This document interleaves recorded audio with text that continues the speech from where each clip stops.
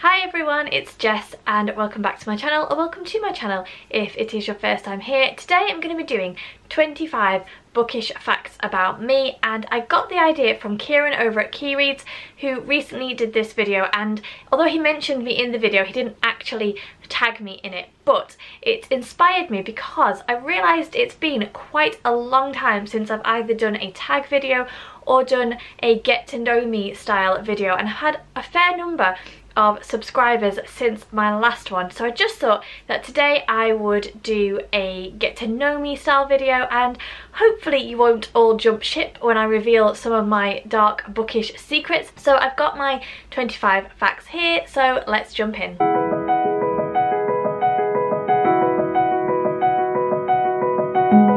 Okay, so fact number 1, I do not like to DNF books. To my knowledge, in my reading life, I have only ever DNF'd 2 books, one being The Slap by Christos Tsiolkas, and the second being The Stars Are Fire by Anita Shreve, and both times I despised the protagonists and just could not see past it to the wider story, so I had to put them down and walk away. But in general, I like to give a book every opportunity to redeem itself, and I have been on a number of occasions pleasantly surprised by the outcome of a book that I would have written off had I given it up after the first few chapters. So I am big on giving a book every chance to come out good in the end. Fact number 2 is that I have always been a reader. For as long as I can remember, I have enjoyed reading. I have loved to read. There's never been a period in my life when I haven't read, and I hope that I will always continue to love reading as much as I do now. Fact number 3 is that I have written and published a book. It's called Secrets of the River, and you can download it on ebook or buy a paperback copy of it. I don't talk about it very much on this channel because I made the decision that I didn't want to constantly be self-promoting. It's out there, people can find it, and that will just be what it will be. In 2013 I decided that I wanted to write a book. I've always said since being a child that I wanted to be an author, and I just thought that I needed to make it happen for myself. So I left my job, I wrote my book, I published my book, I self-published my book, and then I started on a second book, and then we made the decision that we were going to buy a house to renovate. So I needed to bring in a little bit more money, and I ended up having to go and get a more regular job. Will I finish writing my book? I don't know. I don't have as much time or capacity for writing as I once did. Will I ever go back to finishing it? I don't know. Would I still love to be an author for my full-time job? Yes, probably very much so. Will it ever happen again? I don't know. Yeah, so there you go. That is a bookish fact about me, that I have written my own book. Fact number 4 is that my favourite type of reading videos to make are reading vlogs. They also seem to be my most popular. It seems like you guys enjoy watching them as much as I enjoy making them, and I know my favourite type of videos to watch on other people's channels are reading vlogs as well, because I'm very nosy and I like to have a snoop into people's everyday lives when they're not just sitting and talking to the camera. Fact number 5 is that I don't like e-readers. I had one for about 6 months and I just didn't enjoy reading half as much. I think for me, part of the pleasure of reading is the physical sensation of having a book in my hand, being able to turn the pages, and I just don't get that same experience when I'm using an e-reader. So obviously it's a more expensive habit to have if you don't have an e-reader, but yeah, it's just not for me. I'm also not good with audiobooks. I'm getting a little bit better,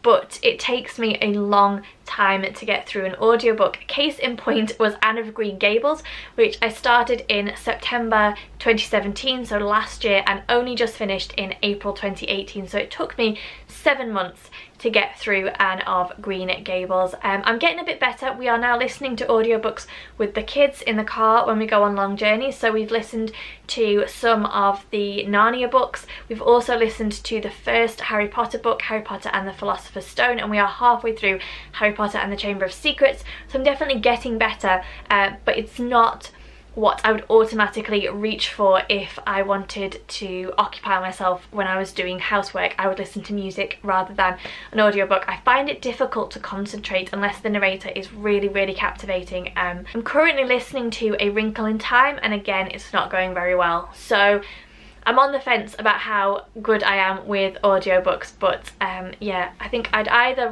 listen to music or I'd pick up a physical book. Fact 6 or 7, I'm also not good with numbers. The next fact is that my favourite genre is fantasy. I read more at night, and although I don't eat while I read, I do like to have a drink. So I prefer a glass of wine, especially if I'm reading at night, but I will also switch that out in the day for a cup of tea or a mug of hot chocolate. I think there's something very comforting about having a hot drink in your hand whilst you're reading. I also really love to read when it rains. That is by far my favourite time to read. I will throw open all the windows around me, grab a blanket, grab a hot drink, grab my book and just curl up, and I can do that for hours and hours. It's by far my preferred way of being.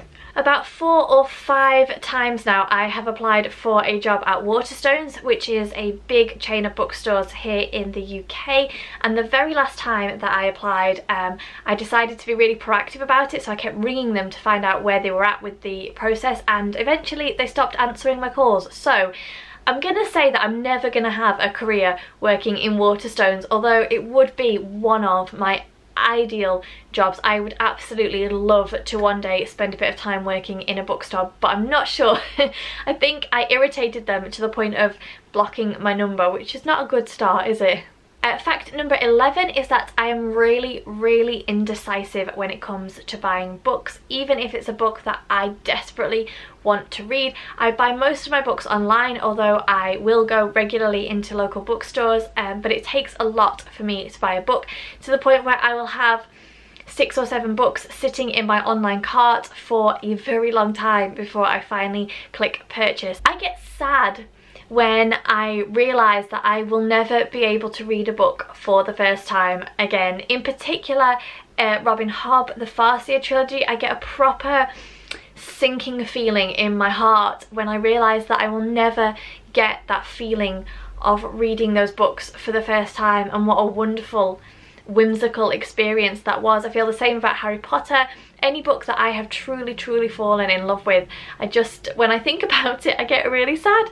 I don't know if that's weird or not, but yeah, I actually get a genuine feeling of sadness when I realise that I will never be able to read a book for the first time again. The next fact is that I can't watch TV or listen to music while I'm reading. I find any external noise quite distracting. I can just about manage to read if James is playing on his Xbox, but anything that might draw my attention away from what I'm reading, I just find it too distracting. I prefer to have just quiet when I'm reading, although I am getting better at that, so I can go to a soft play centre with the kids and read and not get too distracted. But yeah, I really prefer it to be completely quiet whilst I read. I don't get any books from the library. I am absolutely useless at remembering to take library books back, to the point where I think every single time in my life I have ever borrowed a book from the library, I've gone back and had to pay fines for it. So it's just not worth it for me at all. We have started taking the kids recently and we've been a lot better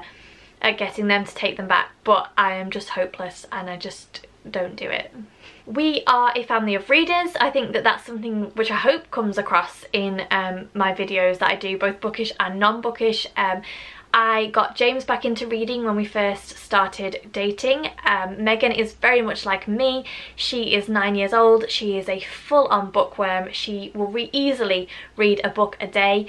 She just whizzes through them. Eli is 7 and his reading journey has been a little bit different. When he was learning to read at school, he absolutely despised it, and when he brought books home and he had to read them, it was just such hard work. Now we've kind of found the books that he connects with and that he enjoys reading, and he has just flown. I'm currently reading the Harry Potters with him, so we're listening to the audiobooks, which I think is helping with his reading journey with them.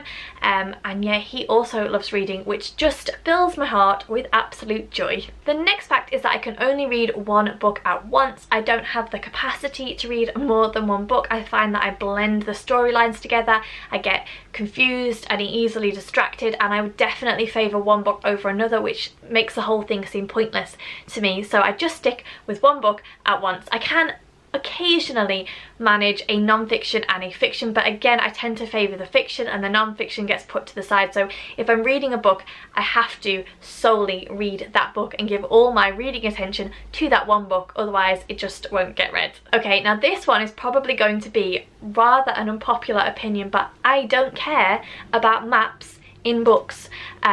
9 times out of 10, if a book has a map at the front, I won't even look at it, I won't refer to it. I have an imagination and I prefer so much to use that. I don't plot where people are in relation to other people in books. I don't think about where people are other than what I've been told in front of me, and I'm just not interested in maps in books. And I know a lot of people really love beautifully illustrated maps in books, but I just couldn't care less about them.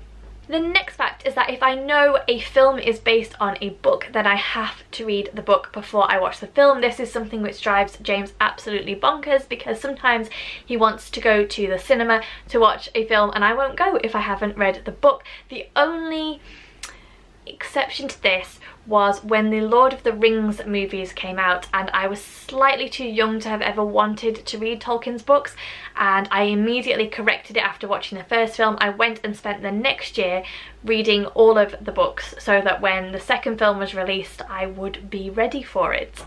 I am so old that I read the Harry Potter books as they were originally released, and I have a very clear memory of being a teenager and we were on holiday as a family in Spain, and we knew that the next Harry Potter book was coming out. I think it was 4 or 5, and we were so desperate to find out what happened next that my parents and my brother and sister and I drove all around the place where we were staying looking for a bookstore that sold English copies of books so that we could get hold of a copy of the latest Harry Potter, and then we had to draw straws to see who could read it first, and we had to make the other ones swear not to tell what was going on. And it was one of the books where something really significant happened, and I just remember, I'm pretty sure I was the last one to read it, and yeah, it was devastating knowing that everyone else knew what was happening and you didn't. But again, see, I get a sad feeling when I think about that as well, because I'll never get to have that experience again. My big bookish shame fact is that I read the Twilight books by Stephanie Meyer as an adult, not as a young adult, as an adult. I loved them. I love them still. I will forever be Team Jacob. I went with my sister when the movies came out. We booked to watch advanced versions of them in luxury seats, and yeah, I love them. Team Jacob forever. The next fact is that if I am getting nervous about the ending of a book, I will skim read the last few pages to make sure that all the characters that I love are still in the story. And this may be a bit spoilery if you've never read Harry Potter, so maybe skip forward a couple of minutes, but I ruined the end of Harry Potter doing this, because in the last few pages you think obviously that Harry is dead, and so I spent the whole rest of the book waiting for Harry to die permanently. Of course that isn't the case, but I really ruined my experience of reading the last book, because I just thought, what's the point? She's gonna kill him off anyway. Obviously she doesn't, but I didn't know that because I ruined it for myself. Did that stop me from doing it? No. If I am really enjoying a book, then I will almost 100% skim read the last few pages to make sure that it turns out how I want it to.